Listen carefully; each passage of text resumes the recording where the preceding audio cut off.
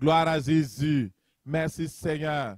Malgré les temps qui sont mauvais, malgré le fait que, alors, nous sommes dans un temps de confinement en jaune-rouge, le Seigneur a permis que nous soyons là et que le Saint-Esprit, qui n'est pas limité, le Saint-Esprit ne connaît pas de jaune-rouge, il ne connaît pas de jaune-orange, il ne connaît pas de jaune, lui, tout passe. Alléluia.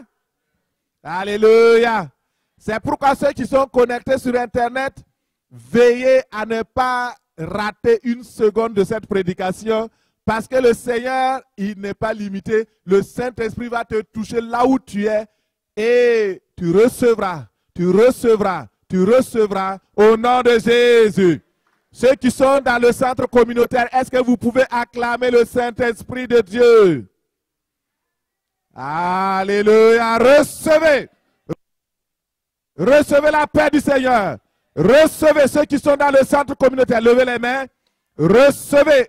La grâce de Dieu est sur vous maintenant. L'onction est sur vous maintenant. Au nom de Jésus, recevez. Recevez la plénitude. Au nom de Jésus. Alléluia. Gloire à Jésus. C'est une journée spéciale. J'aime le Saint-Esprit quand il agit. Et ce n'est pas simplement pour que nous ressentions des phénomènes.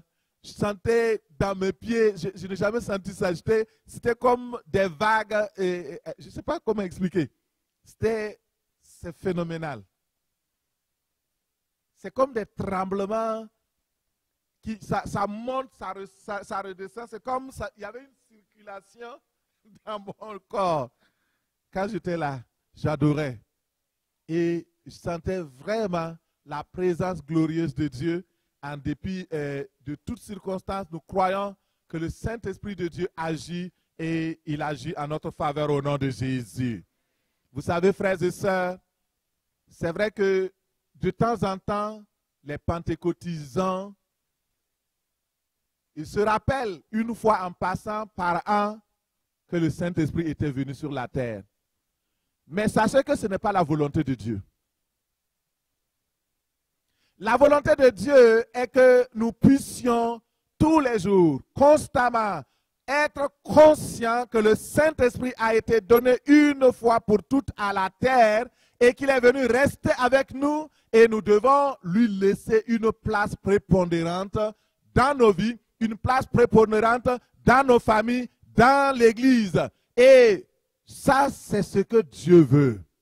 Ce n'est pas juste que à l'occasion d'une fête, on puisse se rappeler. Vous voyez, le monde entier est dans le chaos parce que le monde a refusé le Saint-Esprit de Dieu. Le monde a négligé le Saint-Esprit de Dieu. Le monde n'a pas tenu compte que Dieu a envoyé le Consolateur. Pourquoi toute cette pandémie? Pourquoi toutes ces affaires? Parce que le monde, à un moment donné, a négligé le don de Dieu. Quand vous négligez un don qui est précieux, vous ne pouvez pas prospérer. Le Seigneur a donné l'Esprit. L'Église universelle actuellement est faible. Pourquoi? Parce qu'on a mis l'Esprit de Dieu dehors. Si quelqu'un dit non, suivez l'actualité. À Noël, tous les reporters, les journaux, il n'y a pas une seule télévision qui ne va pas parler de Noël, oui ou non? Les gens vont fêter Noël. Oui. Le petit enfant qui est né. Et même aujourd'hui, ce n'est plus le petit enfant qui est né. C'est la fête commerciale. Et partout, les reportages, les prières, ceci ou cela. Pâques encore, ça diminue. Il y a certains qui vont continuer de célébrer. Mais ouvrez votre télé, ouvrez votre radio. Combien de radios, combien de télé vont parler de la Pentecôte, de la venue du Saint-Esprit? Regardez, suivez. Après, vous me donnerez raison. Pourquoi? Parce que le monde n'aime pas le Saint-Esprit. L'Église, la plupart des assemblées, aujourd'hui, vous n'entendrez pas parler du Saint-Esprit. Ils ont dit, le Saint-Esprit a été donné le jour de la Pentecôte. C'était une manifestation ponctuelle qui s'est passée à un moment donné et puis c'est tout. Ça ne va plus se répéter ailleurs. Qui vous a dit ça? Mensonge. Beaucoup disent, oh non, le Saint-Esprit c'était pour l'église primitive parce qu'ils n'avaient pas la Bible au complet. Maintenant que nous avons la Bible, nous n'avons plus besoin du Saint-Esprit. Mensonge. Beaucoup ont peur du Saint-Esprit. Certains disent le Saint-Esprit crée le désordre. Le Saint-Esprit brise les églises. Le Saint-Esprit, ce n'est pas vrai. Au contraire, regardez dans Acte 9 et au verset 31. Regardons ensemble ce matin. L'Esprit parle à l'Église et le Seigneur dit, placez-vous sur les chemins, regardez, demandez quel est le bon chemin, quels sont les anciens sentiers, quelle est la bonne voie. Marchez sur les bonnes voies et vous aurez du repos pour vos âmes. Ça c'est dans Jérémie 6, 16. Acte 9, 31 nous dit, l'Église, quelle Église? L'Église primitive était en paix dans toute la Judée, la Galilée, la Samarie, s'édifiant et marchant dans la crainte du Seigneur, et elle s'accroissait par la doctrine et la théologie, c'est ça? Par l'assistance du... Amen, mon frère.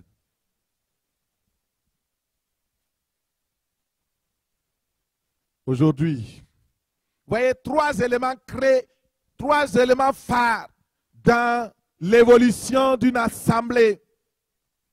Il dit l'édification. Toute église doit être bâtie par le Saint-Esprit de Dieu.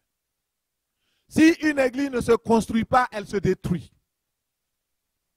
Ça, c'est la première chose. Deuxième chose, elle marchait dans la crainte de Dieu, la sanctification. Sans le Saint-Esprit, il n'y a pas de sanctification. Beaucoup de personnes fuient les églises où on parle de sanctification pour aller dans les églises où on dit tout est permis, tu peux faire tout.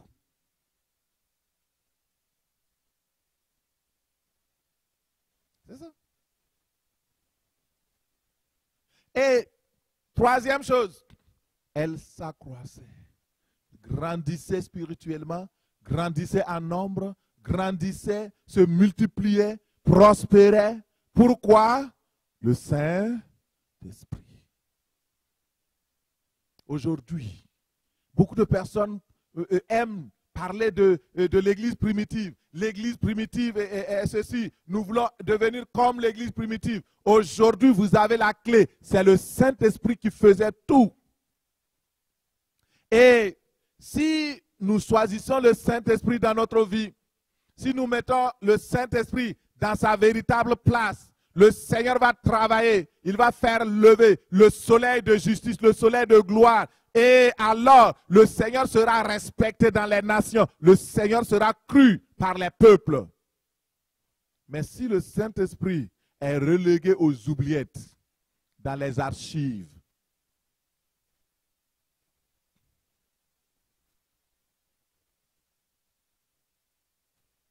nous n'allons jamais pouvoir faire l'œuvre de Dieu. Le réveil vient et il est en route. Mais nous devons savoir que le réveil n'est pas possible sans le Saint-Esprit. C'est l'esprit du réveil. C'est lui qui va produire tout cela. Il y a des dimensions de bénédiction à laquelle tu ne peux pas atteindre parce que tu négliges le Saint-Esprit. J'ai connu une personne à Sherbrooke ici. Chaque fois quand elle parle, Saint-Esprit m'a dit. Saint-Esprit m'a dit, fais ça. Saint-Esprit m'a dit. C'était comme si c'était un objet, quoi. Saint-Esprit m'a dit. Saint-Esprit m'a dit. J'ai commencé à m'éloigner de la personne. Ce n'est pas notre camarade, ce n'est pas un jouet. Actuellement, la personne est devenue folle. Faites attention.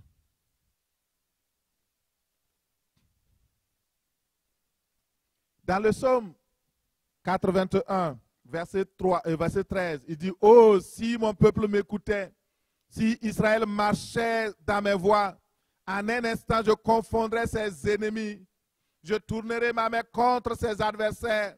Ceux qui haïssent l'Éternel le flatteraient et le bonheur d'Israël durera toujours. Je le nourrirai du meilleur froment et je le rassasierai du miel du rocher. » Amen. Puisse le Saint-Esprit parler à nos cœurs, que nous soyons attentifs, que nous écoutions et que nous marchions dans la volonté de notre Dieu. Dieu n'a pas changé. Si nous tournons nos cœurs vers le Saint-Esprit, si nous donnons la première place de nos vies dans nos assemblées, alors la situation misérable de notre monde pourrait être transformée si promptement et complètement. Si le Saint-Esprit est à l'œuvre, simplement, les choses vont changer positivement au nom de Jésus. Alléluia. Puisse le Saint-Esprit nous donner cette humilité de lui laisser la première place. Comme vous l'avez entendu ce matin, le Seigneur Jésus, quand il partait, il a dit, il vous est avantageux que je m'en aille.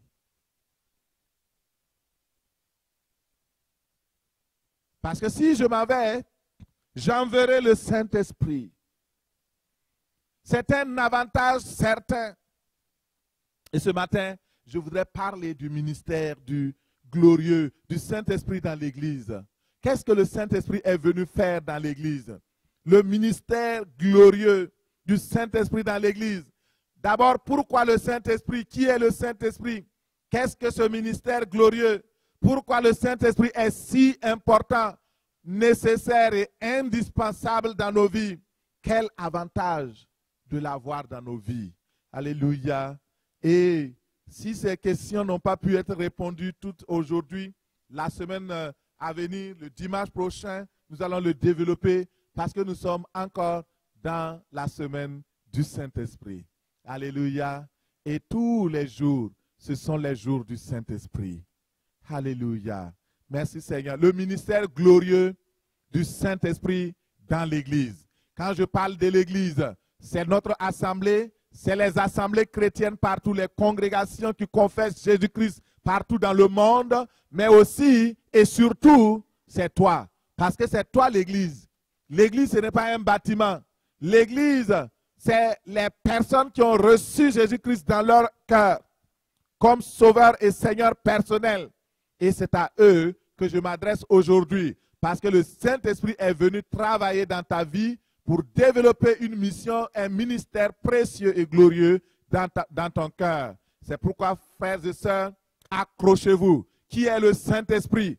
Et beaucoup de personnes ont entendu beaucoup de choses sur le Saint-Esprit. Mais nous allons regarder qui est le Saint-Esprit. Jean 4, 24. Que cela soit clair, clair, clair. Et que tu ne doutes point. Jean 4, 24 dit, Dieu est esprit. Et il faut que ceux qui l'adorent, l'adorent en esprit et en vérité. Parole du Seigneur. Dieu est esprit. Le Saint-Esprit est Dieu.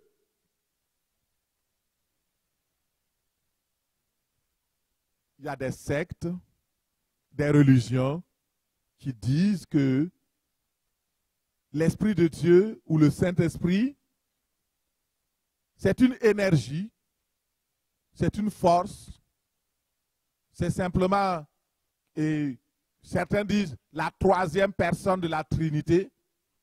Il y a des mensonges comme ça. Vous avez vu la Trinité dans la Bible? Ce sont des choses qui ont été inventées par les hommes. Si les troisième personne, ça veut dire qu'il ne vaut pas la deuxième personne et qu'il ne vaut pas la première personne. Le Saint-Esprit est Dieu. Point. Et si vous dites non, regardez, la Bible dit que si quelqu'un pêche contre le Père, il peut être pardonné. Si quelqu'un pêche contre le Fils Jésus, il est pardonnable. Mais si quelqu'un pêche contre l'esprit, il est coupable d'un péché éternel impardonnable.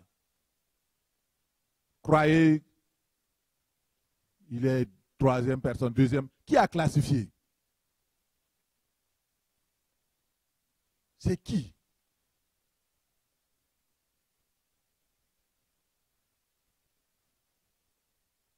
La Bible révèle le Père, Jésus le Fils, le Saint-Esprit. Il n'y a pas d'ordre.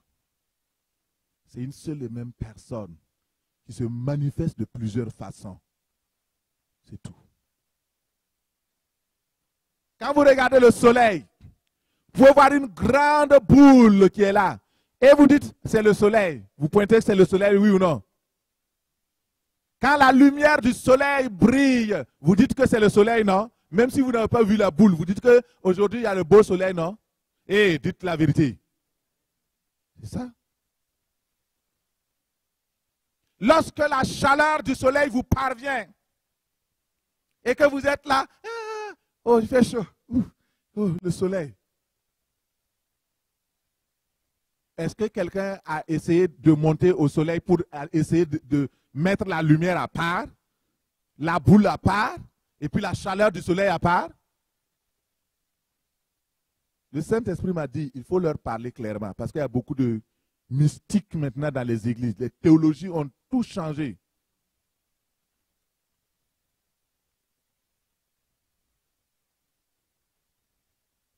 Alléluia. Dieu est esprit. Le Saint-Esprit est Dieu. Et dans la Bible, le Saint-Esprit est merveilleusement révélé comme la source de la puissance divine. La source de la vie, la source de la paix, celui qui vivifie, qui habite en nous. Il nous conduit, c'est lui qui rend témoignage à notre esprit que nous sommes enfants de Dieu. Il intercède pour nous. Il est l'esprit de l'adoption, les prémices de notre rédemption. Le Saint-Esprit est le paraclet, c'est-à-dire le directeur et le patron. Le Saint-Esprit, c'est celui qui est notre défenseur, celui qui plaide pour nous, qui intercède en notre faveur. Le Saint-Esprit vient à notre secours. Il prend soin de nous, le consolateur, le grand enseignant, celui qui nous avertit, qui nous fortifie, qui plaide notre cause, le protecteur. Il est notre avocat. C'est l'Esprit de Jésus. C'est l'Esprit de Dieu. C'est l'Esprit de glorieux. C'est l'Esprit de vérité. C'est lui le Saint-Esprit. C'est l'Esprit du Dieu Tout-Puissant. Voilà le Saint-Esprit que nous connaissons. C'est le Saint-Esprit qui a été révélé dans la parole. Dieu est esprit. L'Esprit de Dieu est Dieu. Dès le commencement, il est dit qu'au commencement était Dieu. Et on voit l'Esprit de Dieu se mouvoir dans les eaux. Le même Esprit. Alléluia. Alors, je vais vous apprendre. Le Saint-Esprit est indispensable pour vivre la vie chrétienne. Parce que la vie chrétienne, c'est une vie spirituelle. C'est une vie surnaturelle. Et c'est seulement par le Saint-Esprit que nous sommes capables de vivre la vie chrétienne. C'est pourquoi un homme, une femme dépourvue de l'Esprit ne peut plaire à Dieu. Tu ne peux pas plaire à Dieu sans le Saint-Esprit. De toute façon, si tu n'as pas le Saint-Esprit, tu ne lui appartiens pas. On va le voir tantôt. Pourquoi le Saint-Esprit est venu dans le monde? Est-ce que vous connaissez son rôle, sa mission? C'est ce que nous allons voir. La Bible dit dans Jean 16, verset 14, quand le Consolateur sera venu, il vous conduira dans toute la vérité. Il ne parlera pas de lui-même, mais il dira tout ce qu'il aura entendu. Il vous annoncera les choses à venir. Il me glorifiera parce qu'il prendra de ce qui est à moi et il vous l'annoncera. Parole du Seigneur. Qui a envoyé le Saint-Esprit? Le Seigneur Jésus. Le Père a décidé, il dit, comme le Fils s'en va, alors il faut que nous leur donnons l'esprit. Il faut qu'ils soient fortifiés, qu'ils continuent d'être consolés.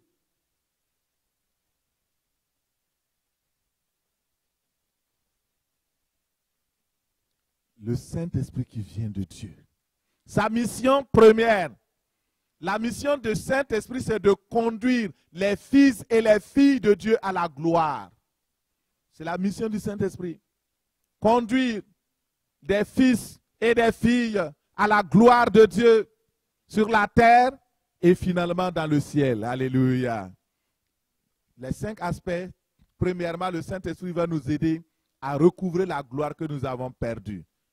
Dans Romains 23, verset 3, il est écrit que tous ont péché et sont privés de la gloire de Dieu. Lorsque le Saint-Esprit vient, il ramène la gloire de Dieu dans notre vie, dans notre cœur, au nom de Jésus.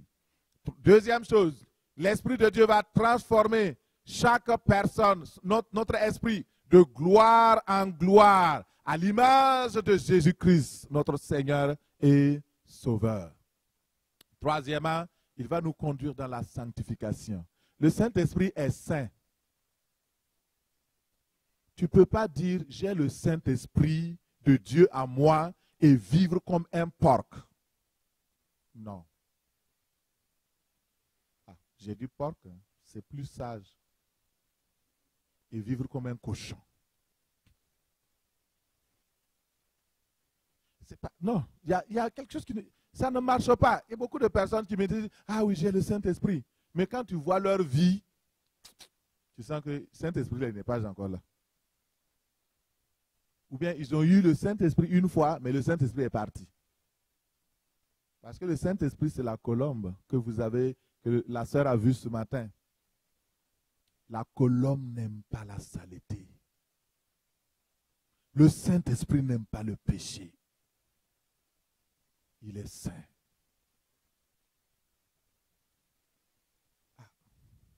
Si c'est le même Saint-Esprit dont nous parlons, c'est ça. Quatrièmement, le Saint-Esprit nous mène dans la direction spirituelle. Il va nous diriger par les dons, nous diriger par la prophétie, les dons de discernement, tout ce qui est nécessaire pour nous équiper. Le Saint-Esprit va nous diriger. Il va nous montrer le chemin. Il nous enseigne les choses. Il nous rappelle ce que Jésus-Christ nous a dit. C'est le Saint-Esprit qui nous conduit et nous dirige. Et cinquièmement, il prépare l'épouse du Christ pour l'enlèvement. Alléluia. Pour la gloire. Voici son rôle. Il est là. Ce ministère-là, nous allons voir et comparer le ministère de l'Esprit. Ce ministère glorieux. Il y avait un autre ministère qui s'appelait le ministère de la loi, qui a été géré par Moïse. Et le ministère de l'Esprit, géré par le Christ. Il y a 2 types. Et nous allons regarder dans le livre de 2 Corinthiens 3, verset 7. Et il est écrit, « Or, si le ministère de la mort, gravé avec des lettres sur des pierres, a été glorieux au point que les enfants d'Israël ne pouvaient fixer les regards sur le visage de Moïse à cause de la gloire qui était sur son visage, bien que cette gloire fût éphémère, combien le ministère de l'Esprit ne sera-t-il pas plus glorieux? Si le ministère de la condamnation a été glorieux, le ministère de la justice est de beaucoup supérieur en gloire. Alléluia. Et sous ce rapport, ce qui a été glorieux ne l'a pas été à cause de cette gloire qui lui est supérieure. En effet, si ce qui est passager a été glorieux, ce qui est permanent est bien plus glorieux. Parole du Seigneur. Alors, frères et sœurs, quand on lit comme ça, il y a beaucoup de choses que vous n'avez pas compris. Et en lisant, vous savez, le Saint-Esprit, il parle, hein, il m'a dit, bon, fais un tableau pour que ça soit plus simple et compréhensible pour tout le monde. Et dans ce tableau, et vous pouvez regarder, si vous pouvez braquer la caméra sur le tableau de sorte que ceux qui sont sur Internet puissent voir très bien le tableau, ce sera apprécié. Et dans ce tableau, nous avons la comparaison entre le ministère de la loi, dont le précepteur, dont celui qui a reçu cela, c'est Moïse. Le ministère de l'Esprit, ça c'est le Christ. Et nous voyons la description, les caractéristiques qui sont là. Premièrement, le ministère de la loi, la Bible dit que c'est un ministère de la mort. Pourquoi? Parce que la loi révèle que l'homme est coupable de péché. La loi révèle que l'homme est mauvais. La loi révèle que l'homme est transgresseur contre la loi et qu'il est digne d'être tué. La Bible dit que la loi tue. Et c'est ce que c'est que la loi. Le ministère de la loi amène la mort. Tandis que le ministère de l'Esprit amène quoi? La vie. Donc c'est plus glorieux. Le ministère de la loi amène la condamnation, tandis que le ministère de l'Esprit amène la justice. La Bible dit que tous ont péché et sont privés de la gloire de Dieu, mais ils sont gratuitement justifiés. Le ministère de la loi, c'est un régime de contrainte. Mais le ministère de l'Esprit, c'est le règne de la liberté. La Bible dit que l'Esprit, le Seigneur, c'est l'Esprit. Le Seigneur Jésus-Christ, c'est l'Esprit. Le Seigneur Dieu, c'est l'Esprit. L'Esprit, c'est le Seigneur. Et là où est l'Esprit du Seigneur, là est la liberté. Le régime de liberté. Dans l'Ancien Testament et dans le ministère de la loi, le voile était toujours là. Le voile qui voile le peuple. Moïse devait toujours être voilé. C'est quand il est devant Dieu maintenant qu'il enlève le voile. Et dans le régime, le ministère de l'Esprit qui est plus glorieux, nous avons le visage découvert. Et il vaut mieux avoir le visage découvert que d'avoir le voile, oui ou non?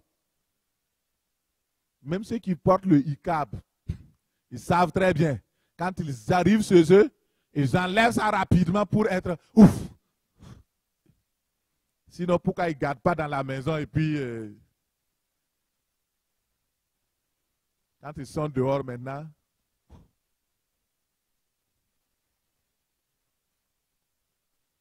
le lieu d'enregistrement du ministère de la loi, c'est gravé sur des pierres. Une écriture gravée sur des pierres. On parle ici des tables de la loi. Tandis que dans le ministère de l'Esprit le plus glorieux, alléluia, où c'est enregistré dans nos cœurs par le Saint-Esprit. Alléluia. Et écrit du stylo. Un stylo qui sort une encre. L'encre, c'est le sang de Jésus-Christ. Alléluia. La gloire du ministère de la loi, c'était une gloire transitoire, une gloire passagère. Quand Moïse sortait, pendant quelques moments, les gens pouvaient voir son visage briller, mais ça s'en allait plus tard. Mais la gloire que Dieu nous a donnée, la gloire du Saint-Esprit, le ministère du Saint-Esprit qui est venu maintenant sur toi, c'est une gloire permanente et éternelle. Alléluia. Tu l'as sur toi partout où tu es. Dans ton service, tu l'as. À la maison, tu l'as. Dans ta famille, quand tu es en forêt, quand tu es en circulation, cette gloire est là. Quand tu es dans l'église, cette gloire est là. Elle est là. Permanemment. La dimension maintenant de la gloire. Dans le ministère de la loi, la dimension de la gloire était limitée. Tandis que au niveau du ministère de l'Esprit, elle est beaucoup plus glorieuse. Une gloire supérieure. Et finalement, dans l'Ancien Testament et dans le ministère de la loi, le peuple ne pouvait contempler que la gloire qui est sur le visage de Moïse. Et nous contemplons la gloire du Seigneur et nous sommes transformés en l'image de Jésus-Christ de gloire en gloire. Alléluia, acclame le Seigneur. Merci Seigneur. De gloire en gloire, il nous amène. De gloire en gloire. Alléluia. Donc voici donc le résumé. Moïse avait une gloire éphémère parce qu'il était ministre de la loi. C'était le médiateur de l'ancienne alliance. Il a vécu des moments glorieux, mais cette gloire n'était pas aussi rayonnante, aussi glorieuse que la gloire que le Saint-Esprit nous a donnée. Et nous avons vu comment cette gloire-là, alors les niveaux de comparaison, oui, dans l'Ancien Testament et le ministère de la loi, c'était déjà glorieux. Mais il y avait une gloire supérieure. Et je voudrais dire à quelqu'un, recherchez les choses supérieures. Recherchez la gloire supérieure. Recherchez les bénédictions supérieures. Recherchez l'esprit supérieur. C'est important. Au nom de Jésus. Merci Seigneur. Et ce qui est important, c'est cette glorieuse liberté que nous avons. Dans 2 Corinthiens 3, 17, il dit, or, le Seigneur, c'est l'Esprit. Et là où il y a l'Esprit du Seigneur, là est la liberté. Le Saint-Esprit, il est saint. Et il est l'Esprit de liberté. C'est pourquoi nous pouvons contempler librement, sans peur, sans crainte. Alors, ce matin, nous allons voir rapidement pourquoi le Saint-Esprit est-il si important. Ah, ça c'est le nœud du message. Pourquoi? Je préparais le message, j'avais beaucoup de choses à dire. Le Seigneur me dit, concentre-toi sur ce que je vais te dire et non ce que tu veux dire. Enseigne pourquoi le Saint-Esprit est si important. Enseigne sur le fait qu'il est indispensable. Je dis, patron, j'obéis. Alléluia. L'obéissance vaut mieux que les sacrifices. Pourquoi le Saint-Esprit est si indispensable dans la vie de ceux et de celles qui veulent aller au ciel?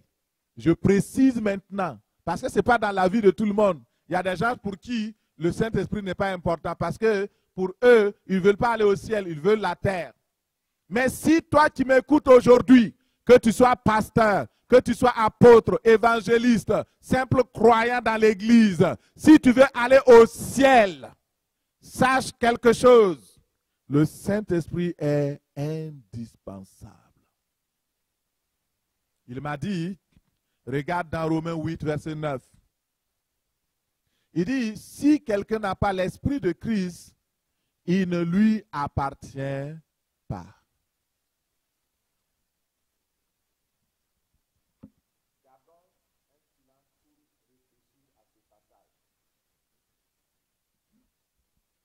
Tu es dans ton salon, réfléchis.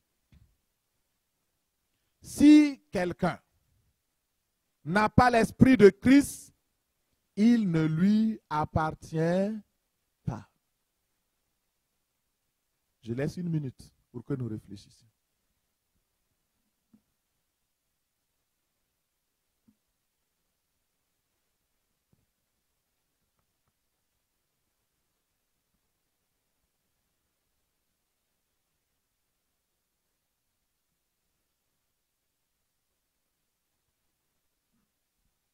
Amen. Qu'est-ce que cela veut dire? Qu'est-ce que cela implique?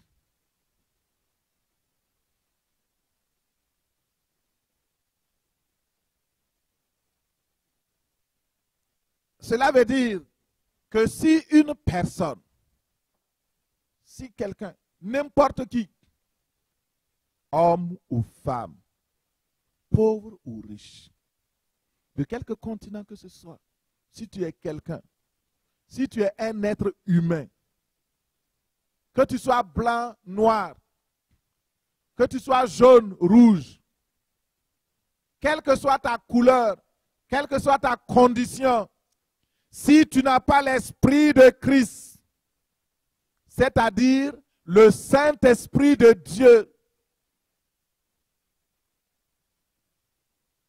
tu n'appartiens pas à Christ.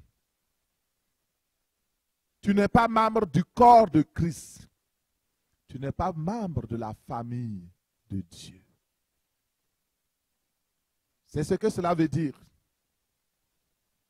Il y a des gens qui n'ont pas encore compris l'implication et l'importance. Je vais revenir dans le naturel. C'est comme si on disait, si quelqu'un n'a pas la citoyenneté canadienne, la personne n'est pas canadienne. La personne n'est pas canadienne. Si quelqu'un n'a pas la citoyenneté canadienne, la personne n'appartient pas au Canada. Est-ce que vous comprenez? Est-ce que cette phrase est vraie ou bien c'est faux? Ok, dans le naturel, c'est vrai. Ok. Une personne qui est canadienne a des privilèges au Canada. Il a le privilège d'avoir un passeport, un certificat de citoyenneté. Il a donc une identité canadienne. Si quelque chose lui arrive quelque part sur la terre, le Canada portera son secours. Oui ou non? Parce que tu es Canadien. Parce que tu appartiens au Canada. Tu fais partie de la famille des Canadiens. Tu fais partie de la population du Canada. Tu as le certificat du Canada et tu peux avoir tu as ton passeport. Tu peux avoir ton passeport pour voyager, pour aller ailleurs. Et sur ton passeport, tu as un visa qui montre que tu viens du Canada. Il y a la signature du ministre qui montre que tu appartiens au Canada. Maintenant, si vous avez bien compris cela, revenons au niveau spirituel.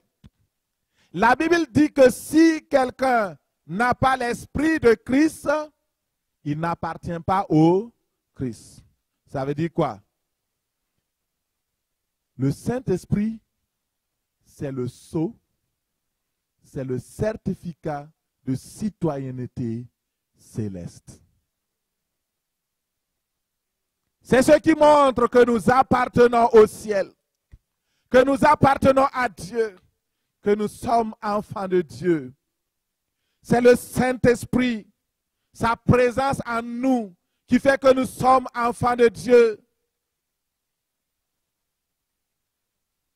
Si quelqu'un n'a pas l'Esprit de Dieu, il ne lui appartient pas. Il n'appartient pas à la famille de Dieu. C'est ce que cela veut dire. Maintenant, partout où tu es, tu peux voyager. Dans le monde où tu es, tu as sur ton passeport céleste, alléluia, la signature du Père, écrit par l'encre du sang de Christ. Et tu peux maintenant être fier parce que tu appartiens au ciel. La Bible dit, vous êtes du monde. Vous êtes dans le monde, mais vous n'êtes pas du monde. Vous n'appartenez pas à ce monde. Vous êtes des citoyens du royaume de Dieu. La qualification nécessaire, c'est lorsque nous sommes, alors en nous habite le Saint-Esprit. Il y a deux façons d'être citoyen canadien. La première façon d'être citoyen canadien, c'est de naître au Canada. On appelle ça le droit de sol. Quand tu es né au Canada, veux pas, tu es Canadien. La deuxième façon, c'est d'être Canadien par adoption ou par naturalisation. Lorsque le Canada juge nécessaire qu'une personne remplit les conditions nécessaires pour devenir citoyen canadien, alors le ministre décide que tu peux devenir citoyen. C'est comme une naissance aussi. C'est une adoption. Et en ce moment, tu as tous les privilèges aussi de ceux-là même qui sont nés. C'est le même privilège. Alléluia. Frères et sœurs, pour naître dans le royaume de Dieu, pour être citoyen du ciel, nous devons être nés de l'esprit et de la parole. Et lorsque tu es né de l'esprit, tu es maintenant enfant de Dieu. L'esprit de Dieu habite en toi. L'esprit de Dieu maintenant peut t'aider à marcher dans ton chemin pour aller au ciel. Et si quelqu'un n'a pas l'esprit de Dieu, l'esprit de Christ, il ne lui appartient pas. Cela signifie qu'il n'est pas citoyen du ciel. Il faut absolument, pour être citoyen du ciel, avoir le Saint-Esprit. Alors, tu vas me demander, quelles sont maintenant les implications? Naturellement, on tire une conclusion. Il y a des gens qui ont beaucoup d'argent en Chine, en Australie, en Afrique, partout. Mais ils ne peuvent pas devenir citoyens canadiens. Parce que le Canada ne les veut pas. Voilà, point. Tu peux même être ministre, tu peux être député dans ton pays, dans n'importe quoi. Mais tu peux postuler, on dit non, tu ne viens pas au Canada. On signe un petit papier pour dire, on dit non, refusé. Et tu n'as qu'à faire tout ce que tu veux. Tu ne peux pas. Pourquoi? Parce que tu n'es pas éligible. Il y a des critères. Et ces critères-là, alors si nous les ramenons au niveau spirituel, ces critères, c'est simplement de recevoir Jésus dans ta vie. Alors le Saint-Esprit va venir et te qualifier pour devenir citoyen du ciel.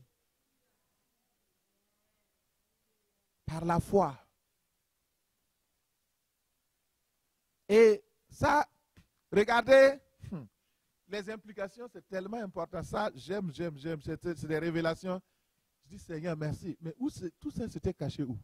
Alléluia. Il me dit, non, tu n'as rien vu d'abord. Alléluia. La première implication, c'est que le Seigneur Jésus-Christ revient bientôt et il reviendra chercher ceux qui lui appartiennent. Celles qui lui appartiennent. Ceux qu'il connaît, c'est-à-dire ceux en qui le Saint-Esprit demeure. Ça devient intéressant, hein? Vous comprenez maintenant l'importance du Saint-Esprit. Ce n'est pas juste de dire, ah, nous ne sommes pas des chrétiens pentecôtistes, donc on ne croit pas au Saint-Esprit. Non! C'est tellement important. Dans 2 Timothée 2, 19, il dit, le Seigneur connaît ceux qui lui appartiennent.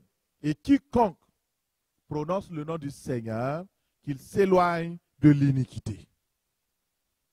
Le Seigneur connaît ceux qui lui appartiennent. C'est ceux-là en qui le Saint-Esprit réside. Et lorsqu'il viendra, c'est eux qu'il va prendre. J'avais prêché un message ici pour dire que lorsque le Seigneur viendra dans l'enlèvement, alors le Saint-Esprit va attirer, comme le fer attire l'aimant, toutes les âmes. Et j'ajoute aujourd'hui que c'est seulement les âmes en qui le Saint-Esprit demeure. Alléluia. Deuxième implication très importante. Si le Christ revient et il trouve quelqu'un, ça peut être toi, ça peut être moi, ça peut être une autre personne. S'il trouve quelqu'un qui n'a pas l'Esprit de Dieu, le Christ ne le prendra pas parce qu'il ne lui appartient pas. Et je vous demande, je pose une question. Si vous prenez quelque chose qui ne vous appartient pas, c'est quoi? C'est du vol, non? Le Christ n'est pas un voleur. On a dit qu'il viendra comme un voleur, mais il n'est pas un voleur. Il ne prend pas ce qui ne lui appartient pas. Il est gentil. Si tu ne lui appartiens pas, il va dire, oh, non, toi tu ne m'appartiens pas, je ne te prends pas. Tu appartiens à un autre.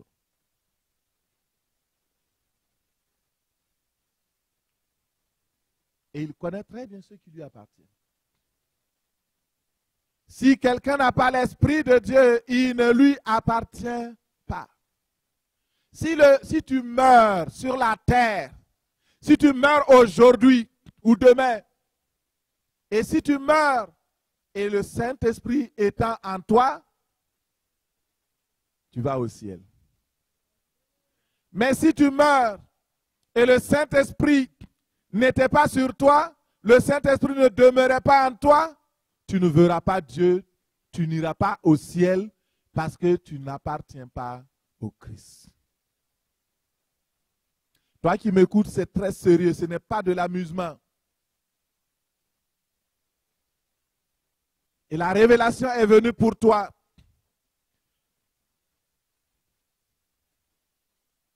Pourquoi le Saint-Esprit nous parle? Il dit de ne pas éteindre le Saint-Esprit. Si le feu est éteint, est-ce que le feu est encore là? Ah, il est parti. Ne blessez pas le Saint-Esprit de Dieu. Il y a des gens qui ont dit, le jour où tu es converti, le Saint-Esprit est venu dans ton cœur. C'est vrai. Le jour où tu as dit oui à Jésus, le Saint-Esprit vient dans ta vie. C'est vrai. Et il ne repart plus. Il reste là jusqu'à ce que tu sois enlevé. Ça, c'est faux. La Bible dit qu'on peut l'éteindre.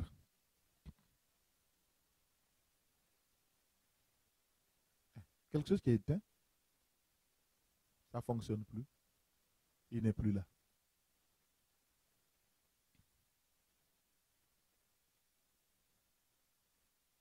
Tu peux avoir eu l'Esprit de Dieu pendant un moment donné, mais à un moment donné, il est parti.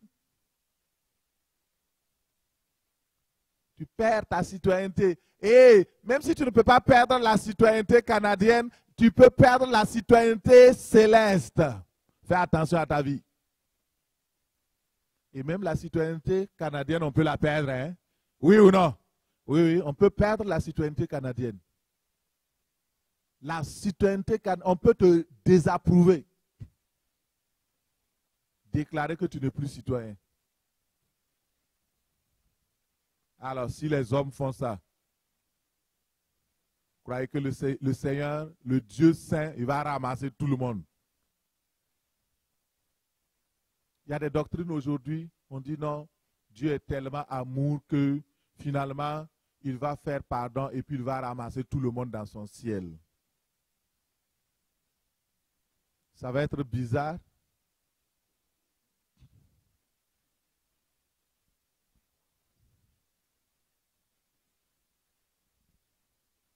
J'aime le Saint-Esprit. Lisons dans Apocalypse 14, verset 13. J'entendis une voix qui disait, écrit, heureux dès à présent les morts qui meurent dans le Seigneur. Oui, dit l'Esprit, afin qu'ils se reposent de leurs travaux, car leurs œuvres les suivent. Les œuvres dont il est question ici, ce sont les œuvres de l'Esprit préparées d'avance pour que l'enfant de Dieu les accomplisse. Il ne s'agit pas des œuvres que nous faisons pour aller au ciel. D'ailleurs, nous avons prouvé que la loi est imparfaite et ce ministère n'a pas conduit à la vie, mais à la mort. Les œuvres, c'est la loi. Mais les œuvres que nous accomplissons, parce que le Saint-Esprit nous pousse à les faire, alors cela sera rémunéré lorsque nous arriverons au ciel. Mais pour avoir la récompense, il faut d'abord arriver au ciel. Et pour arriver au ciel, il faut avoir l'Esprit de Christ.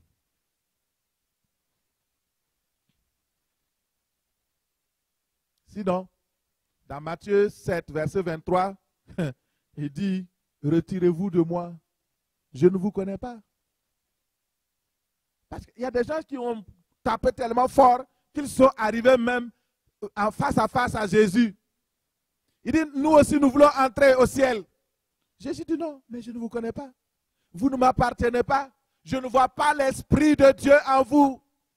Retirez-vous de moi, vous, ouvriers de l'iniquité. Ça veut dire quoi? Si le Saint-Esprit était en vous, vous seriez ouvriers de la justice. Vous n'auriez pas accompli le péché.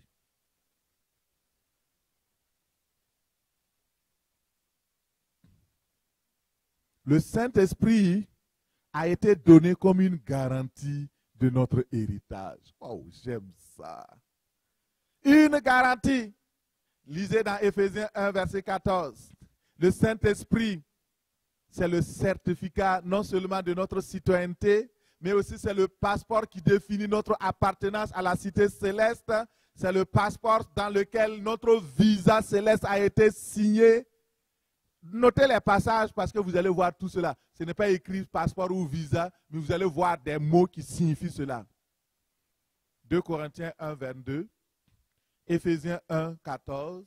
Nous lisons dans Éphésiens 1, 14. En lui, en Jésus-Christ, vous aussi, après avoir entendu la parole de vérité, l'évangile de votre salut, en lui, vous avez cru et vous avez été scellés du Saint-Esprit qui avait été promis, lequel est un gage de notre héritage pour la rédemption de ceux que Dieu s'est acquis à la louange de sa gloire. Parole du Seigneur, amen.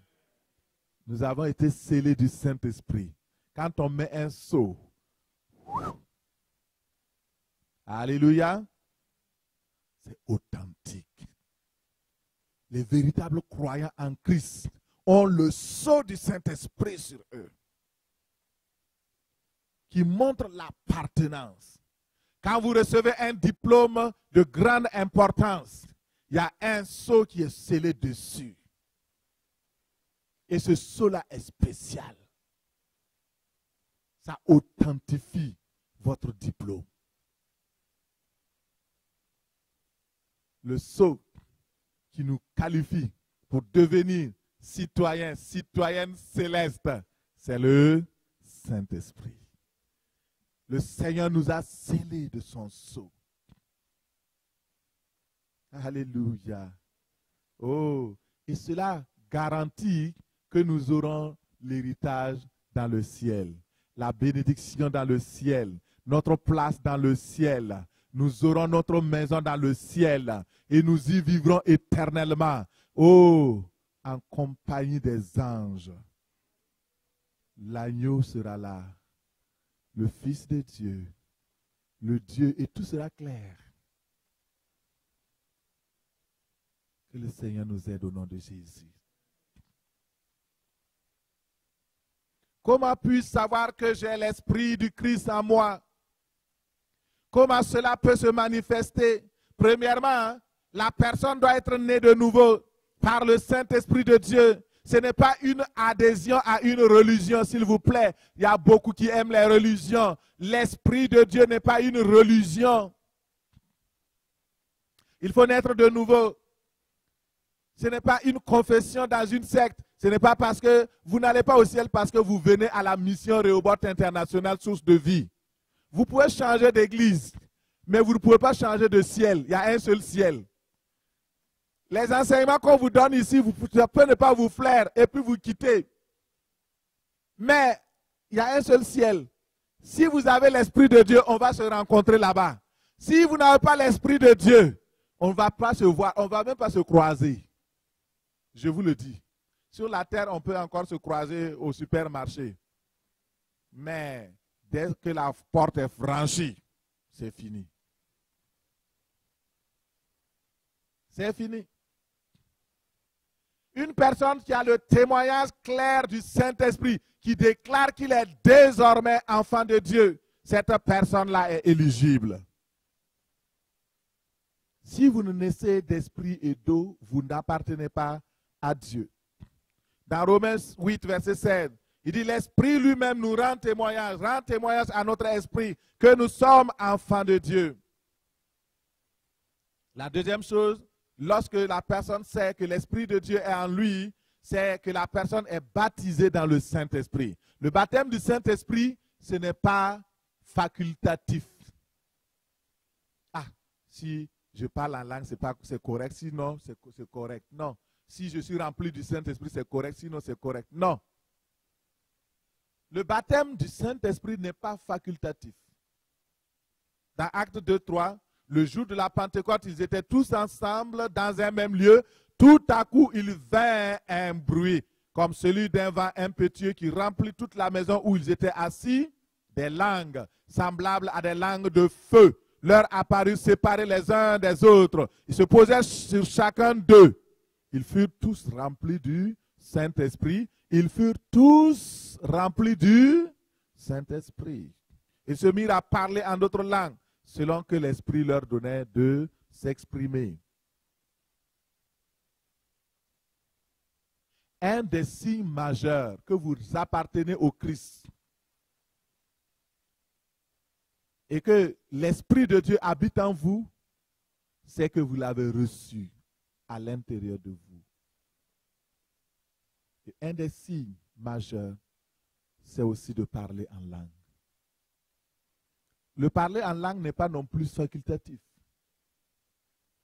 Et le Saint-Esprit donne, c'est un don. Et je trouve que quand on parle en langue et qu'on sait qu'on parle la langue du Saint-Esprit, ça nous rassure même que nous sommes enfants de Dieu.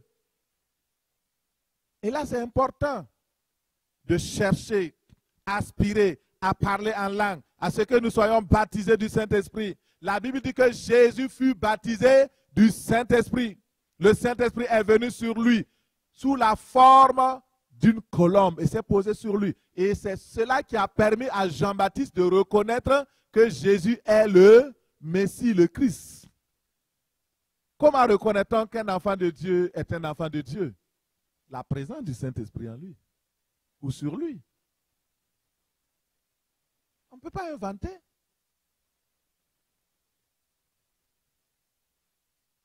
Si tu fais des faux documents de citoyenneté canadienne et qu'on découvre que tu as fait de faux documents, qu'est-ce qu'on fait? On te met en prison. On t'expulse.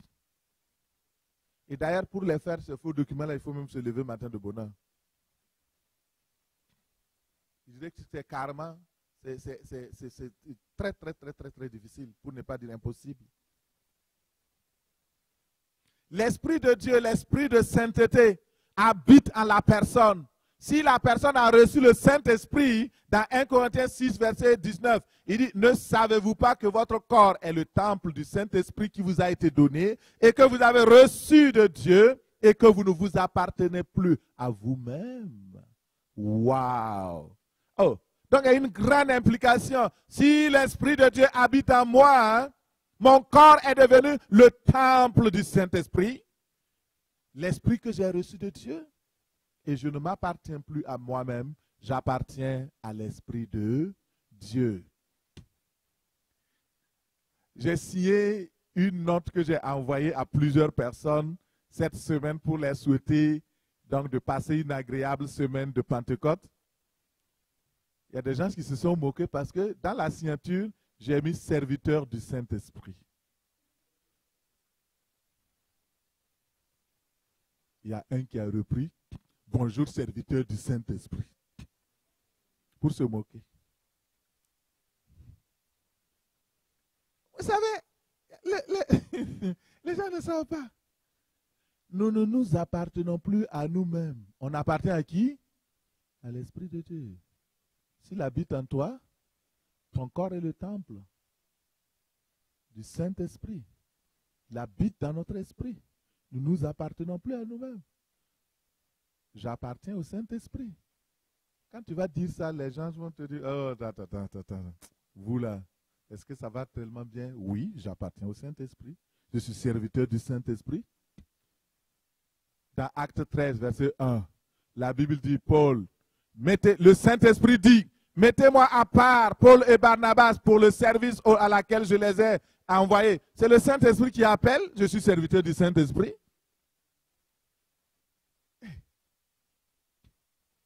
Les gens aiment dire, oh, moi je suis serviteur de Dieu, mais Dieu c'est l'Esprit.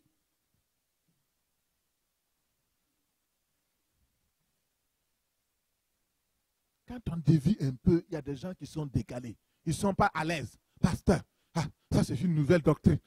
Est-ce que ce n'est pas de l'hérésie? Mon frère, c'est toi qui es hérétique. Moi je suis dans le Saint-Esprit.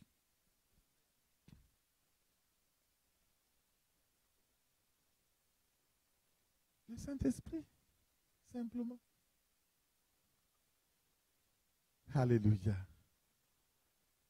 Si le Saint-Esprit n'est pas en toi, comment tu peux servir Dieu? C'est même quasiment impossible. C'est comment tu veux le faire? Alors, la personne est consciente qu'elle est rachetée à un grand prix. La personne glorifie Dieu dans son corps, son âme, son esprit qui appartiennent à Dieu. Et le Saint-Esprit lui donne le pouvoir de dominer sur le péché, sur le monde, sur tout. Il sait que cette personne-là sait qu'elle a crucifié le monde et la chair. Et la personne a reçu l'esprit de sainteté.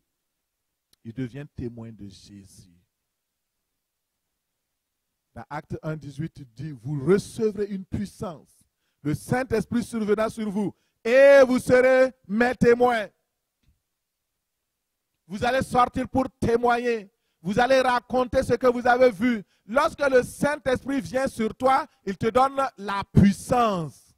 C'est la source de la puissance pour maintenant que tu témoignes de Christ. Parce que le Saint-Esprit est là pour glorifier Christ. Le Saint-Esprit est là pour glorifier le Père. Le Saint-Esprit est là pour élever le Père. Alléluia. Cinquièmement, enfin, la présence du fruit de l'Esprit dans la personne. Et ça là, écoutez, notre caractère doit être changé lorsque le Saint-Esprit vient en nous. Si vous n'avez pas ce changement de caractère, posez-vous la question, est-ce que le Saint-Esprit vit en moi? Le fruit de l'Esprit. Quand le Saint-Esprit vient en nous, il vient et il commence à produire un fruit.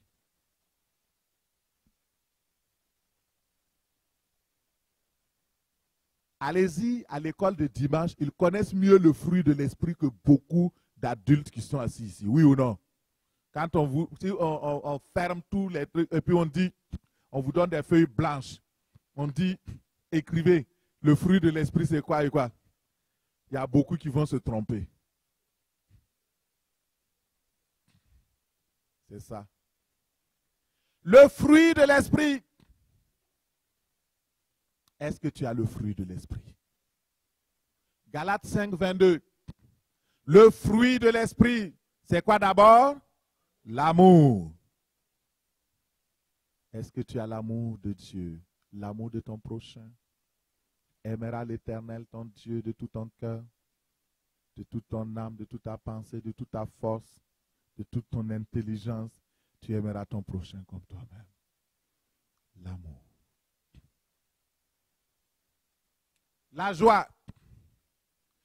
Les croyants dont les visages sont tout le temps serrés, je doute. Le Saint-Esprit, il est où?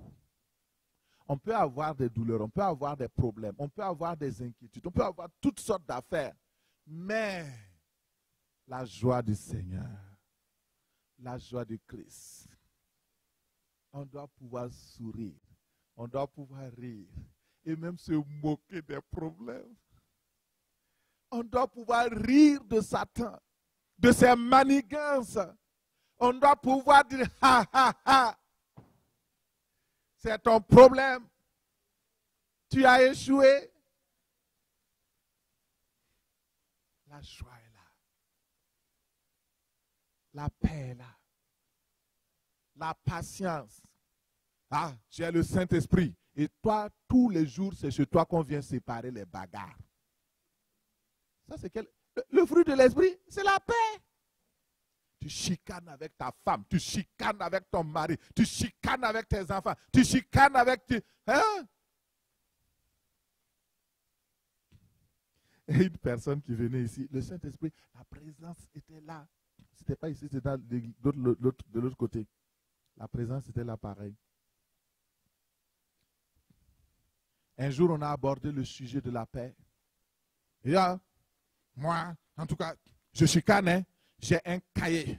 Chaque jour qui se passe, les querelles que je fais avec mes enfants, j'écris. Les querelles que je fais avec mon mari, j'écris. Les querelles que je fais avec les gens, j'écris. J'ai un cahier intime où j'écris tout ça.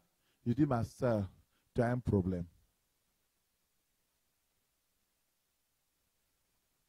Où est le pardon et où est l'oubli?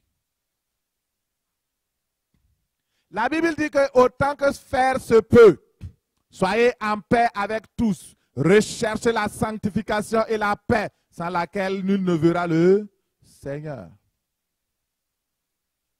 La patience. Waouh, ça, je ne parle pas de ça. Je laisse tomber. J'ai appelé le pasteur. Ça fait maintenant 1 heure, il ne me répond pas. C'est ton secrétaire? C'est un téléphoniste? Quand on t'appelle, on t'a tout le temps. Laisse-le respirer aussi. La bonté. Oh, il y a des gens qui sont méchants. Leur cœur là. C'est pas fruit du Saint-Esprit. La bénignité. La fidélité. Oh, ça aussi. La douceur. Waouh. Oh, il y a beaucoup qui l'ont ici. Oh, waouh.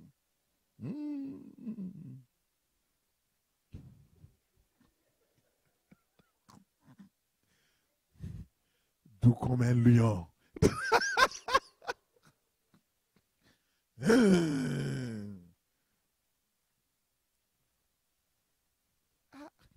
On va aller au ciel, hein? Mais je suis en train juste de vous dire, posez-vous la question, est-ce que j'ai le Saint-Esprit de Dieu? Il habite dans moi? Il y a quelque chose qui ne va pas, ou bien ça va? La tempérance, la maîtrise de soi.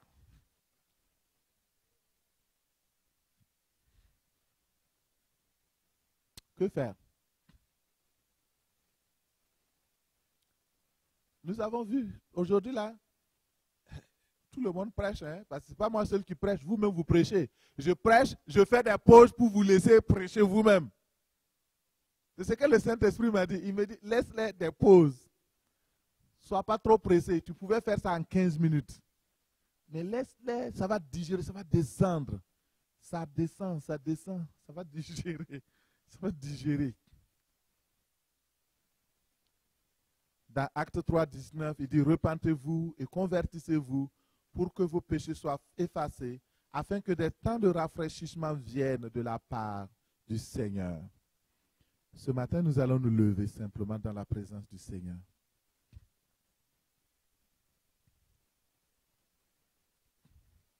Nous allons nous lever. Il vous est avantageux que je m'en aille, dit le Seigneur. Parce que si je ne m'en viens pas, le Saint-Esprit ne viendra pas. Le consolateur que je vous enverrai vous rappellera les choses que je vous ai dites. Et ce matin, je m'adresse à une première catégorie de personnes. Vous n'êtes pas sûr d'avoir reçu véritablement le Saint-Esprit dans votre vie. Et après la description que nous avons faite, comment je peux être sûr que le Saint-Esprit est en moi, qu'il vit en moi? Première chose, tu dois être né de nouveau. Deuxième chose, la personne est baptisée du Saint-Esprit. Troisièmement, l'Esprit de Dieu de sainteté habite à la personne. Son caractère change. La personne a reçu le Saint-Esprit de Dieu. Il devient témoin de Christ. Tu dis que tu as reçu le Saint-Esprit de Dieu. Combien de fois tu as témoigné et combien d'âmes tu as eues au Seigneur? La présence du Saint-Esprit, le fruit du Saint-Esprit dans la personne. Voici les 5 éléments qui montrent que le Saint-Esprit est en toi. Alors, tu veux recevoir le passeport du ciel, le certificat de citoyenneté céleste, Le Saint-Esprit qui atteste que tu es maintenant, tu appartiens à Christ. Tu peux prier avec moi. Que tu sois sur Internet, dans la salle ici ou dans la salle communautaire, c'est la même prière que nous allons faire. C'est la première catégorie. Je vais prier pour la deuxième catégorie tantôt. Et je vais prier pour chacun de vous. À ce jour de Pentecôte, le Saint-Esprit est là. Alléluia. Prie avec moi en disant, et je précise, ceux qui ne sont pas sûrs à 100% que le Saint-Esprit habite en toi. Parce qu'il dit, si quelqu'un n'a pas l'Esprit de Christ, il ne lui appartient pas. Donc, comme tu n'as pas le Saint-Esprit, tu ne lui appartiens pas. Et si tu ne lui appartiens pas, tu n'es pas éligible pour être citoyen céleste. Et tu ne pourras pas, même si tu meurs aujourd'hui, tu ne verras pas Dieu. Et si l'enlèvement se produit, tu n'iras pas. Alors, c'est important ce matin de décider de recevoir le Saint-Esprit de Dieu. Tu vas prier avec moi et de tout ton cœur et avec foi. Tu vas dire, Seigneur Dieu, je reconnais que je n'ai pas reçu le Saint-Esprit de Dieu. Ta parole déclare que celui qui n'a pas l'Esprit de Christ ne lui appartient pas. Oh Dieu, je veux t'appartenir. Je veux devenir membre de ton corps. Enfant de Dieu. Je veux aller au ciel, au paradis. Pour cela, Seigneur, j'ai besoin de ton Saint-Esprit. Je demande pardon pour avoir ignoré ton esprit, le message de la grâce. Pardonne mes péchés. Purifie-moi, Seigneur. Aujourd'hui, reçois-moi comme ton enfant.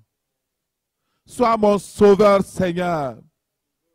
Sois mon Seigneur.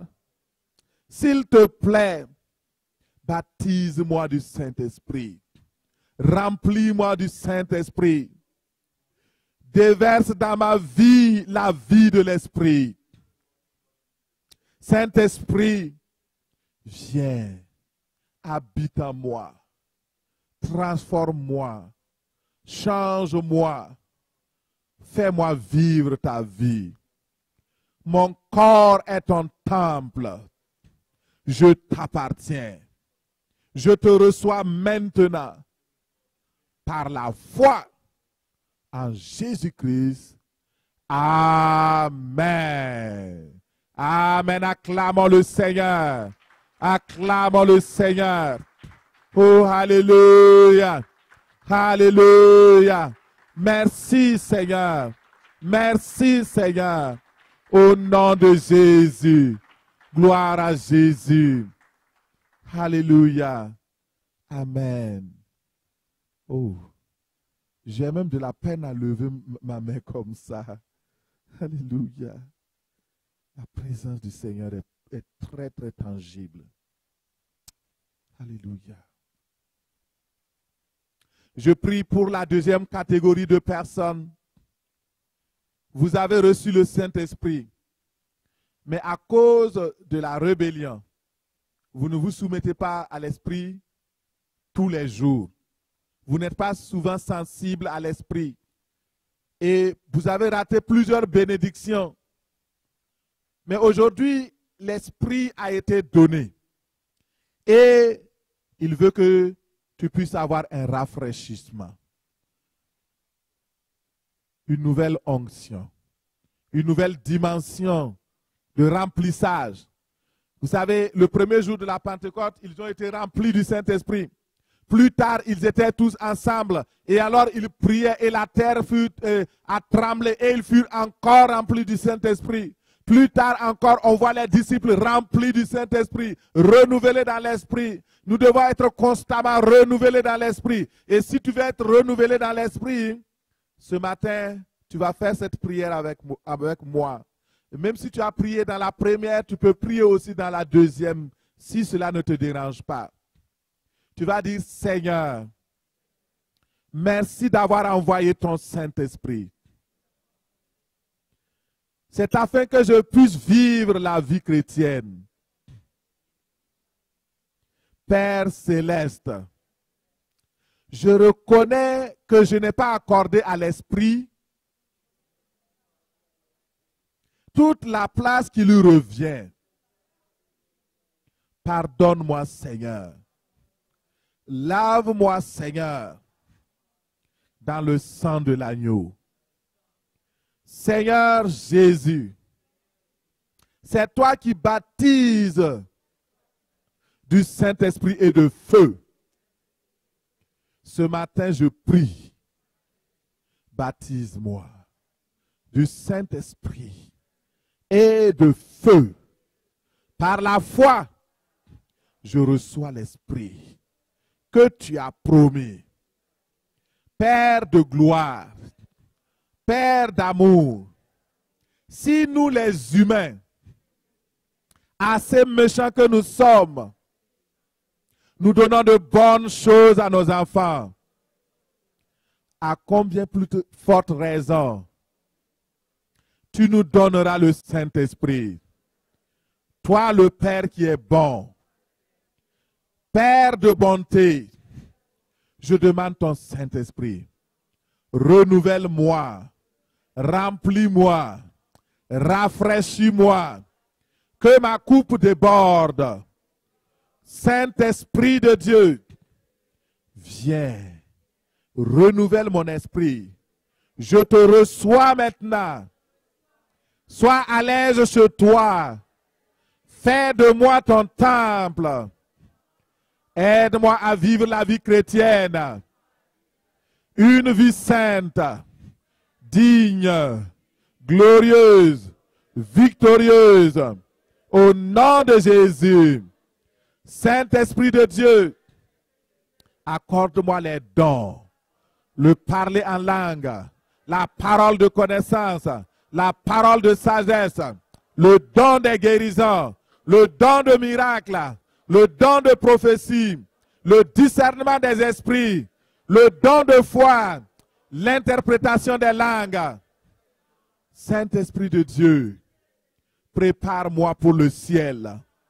Équipe-moi pour le ciel. Équipe-moi pour le ministère.